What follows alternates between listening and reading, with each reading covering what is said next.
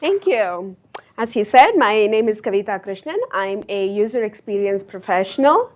Somebody wanted to take a picture. Am I good? Okay.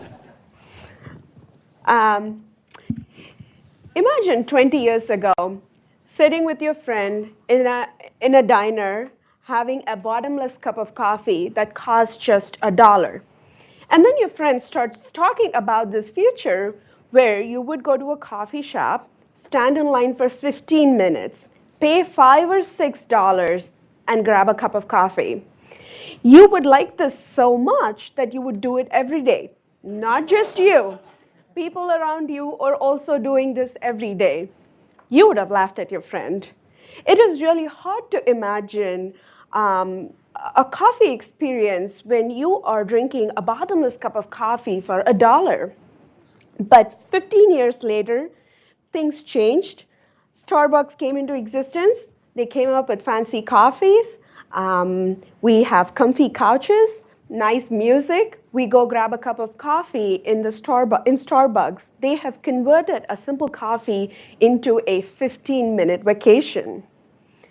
As a business and engineering student from India, I had read a lot of case studies about Starbucks, how amazingly innovative the idea is to convert a simple coffee into an amazing 15-minute vacation. So the first time I come to the US, I landed in Seattle, and my friend was there to take me around, show me around. So he comes to my room, and he's like, "Where do you want to go?" "I want to go to Starbucks." And he's like, "This is the land of gourmet coffee. I will take you to a gourmet coffee place, Pike Place Market." I was like, "I don't even drink coffee. I just want to go to Starbucks." And then he ended up taking me to Starbucks. This was downtown Seattle. It was a dirty Starbucks. The couches did not look comfortable. They were all taken. The music, nobody was listening to the music. Everybody was in a hurry to get out. So my first Starbucks experience wasn't that great, but I did enjoy a lot of great Starbucks experience. I used to live in Boston, so Starbucks has given me protection against the cold when I was a student who couldn't afford much. So my professor used to say that in order to see something new, you have to stop seeing something else. And that's what Starbucks did. Starbucks stopped seeing a $1 bottomless coffee in order to come up with this amazing experience. When we ask people about their experience related to entertainment, many people talk about Disneyland as being a great experience, especially over a traditional amusement park. We all know that Walt Disney is the creative force behind Disney. We all know him as a great businessman. He was an innovator. But I would go so far as to say that he was the first user experience designer. The biggest thing about Disney is the biggest thing about the Disney experience is the immersion. Everything is planned down to the T. The cast members are trained on how to do the minutest of action, like waving and smiling. Another great example would be Cirque du Soleil, who changed the falling circus business into an amazing experience. This experience, Disney and Cirque du Soleil, they're all paid for. They are transactional in nature. But then there are other experiences that are based on a strong sense of community. Performances like the annual Burning Man Festival in Nevada's Black Rock Desert brings together people who are there to enjoy a shared experience. They're together for a meaningful moment. Likewise, presidential campaigns, they bring us together with a shared sense of purpose and meaning. And this was true about Barack Obama's 2008 Hope campaign. However, we always don't recognize experiences in our lives. We focus on the products, for example, iPod, or we focus on the services like iTunes. Yes, iPod has an amazing interface, but it's not just about downloading and managing music. What is the biggest thing about iPod is the fact that we now have thousands of songs in our pocket. It's about the experience itself. Wikipedia defines experience design as the practice of designing products, processes, services, events, and environments with a focus placed on the quality of the user experience and culturally relevant solution with less emphasis placed on increasing and improving functionality of the design.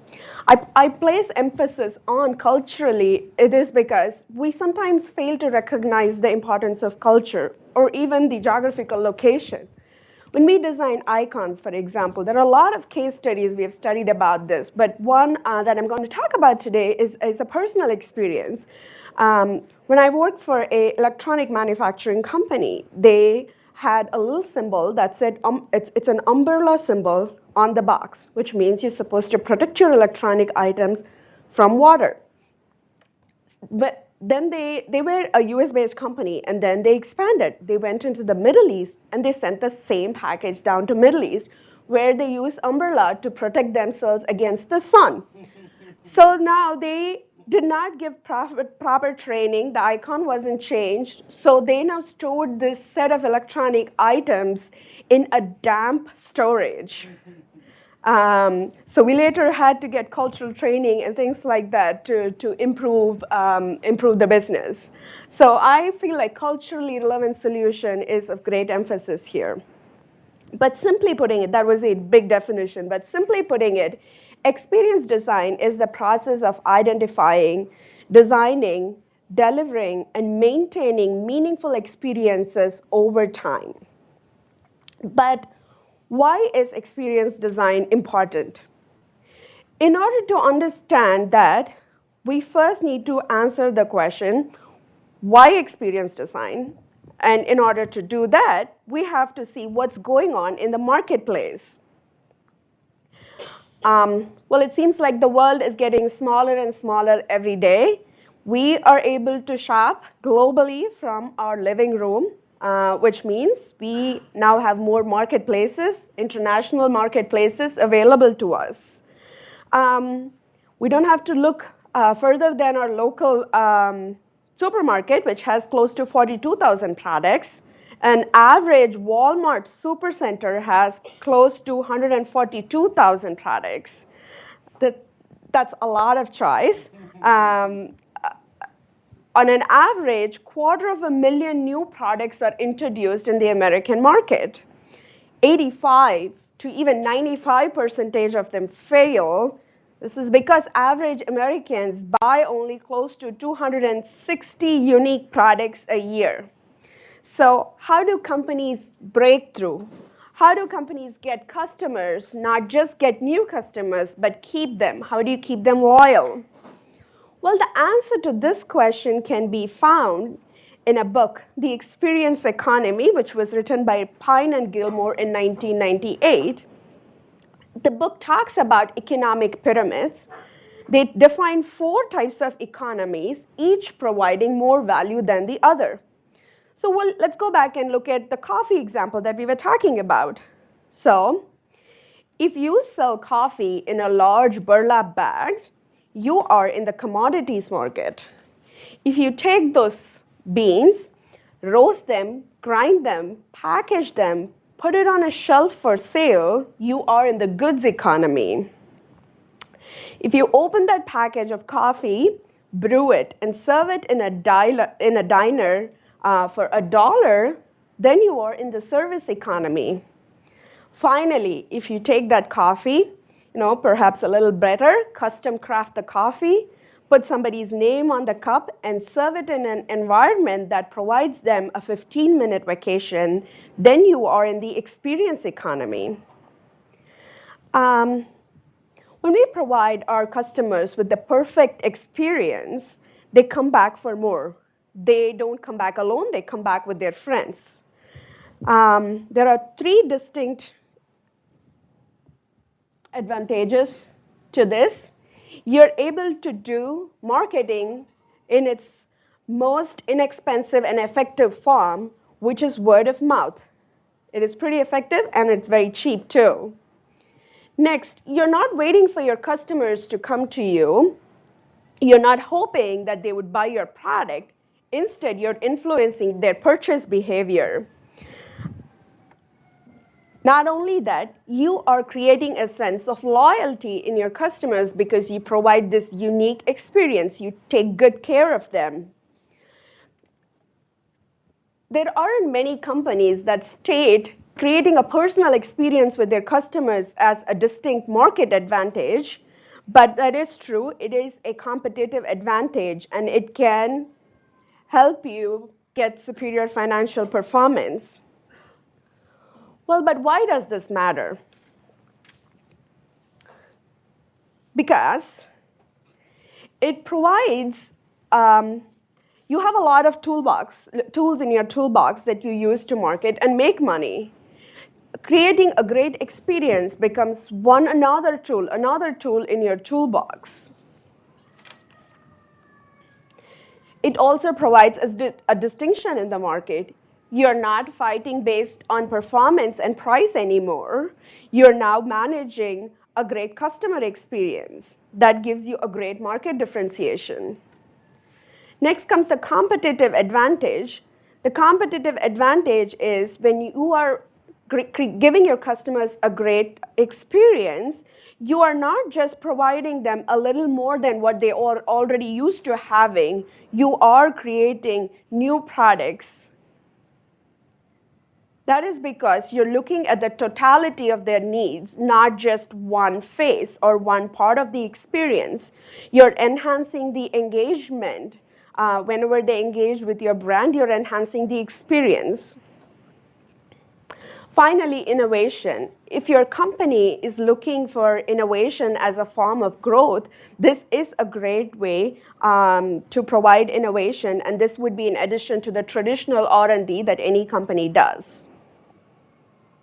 Well, how is this done? You start with your users. You put your users first. You understand their needs, their motivations, their goals, the pain points.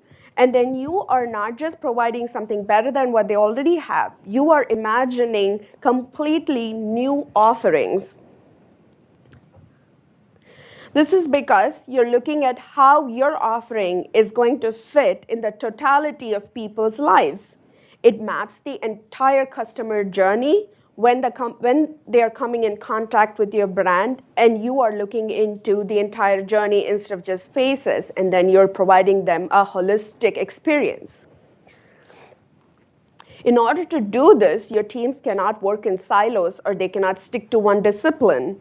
They need to come work together, provide diverse perspectives in order to create these new opportunities. Finally, it's important for the teams to work collaboratively. Sometimes if you've noticed, the mobile experience is completely different from the desktop experience. The customer, you have a good excuse. The companies have a good excuse. The desktop team is different from the mobile team. We are still developing the mobile experience and things like that. However, the customer doesn't look at it that way. The customer looks at it as one big experience. And in order to provide a great experience, the teams need to work together. They need to take responsibility for developing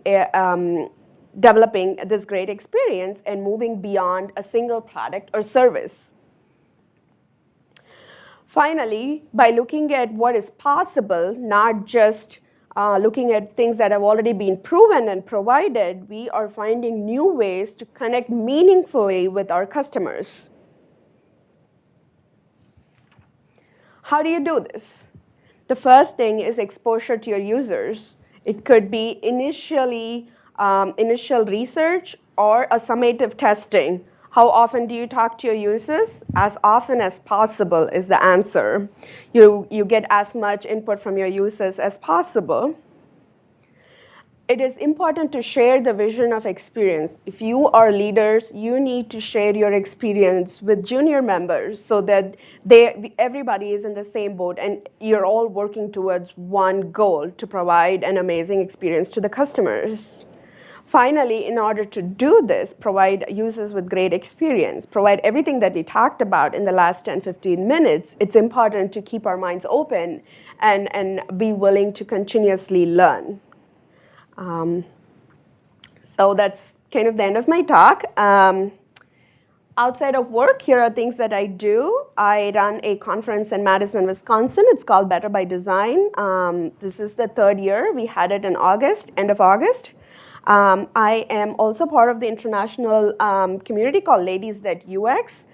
They are everywhere in the world. I started the community in Madison, Wisconsin.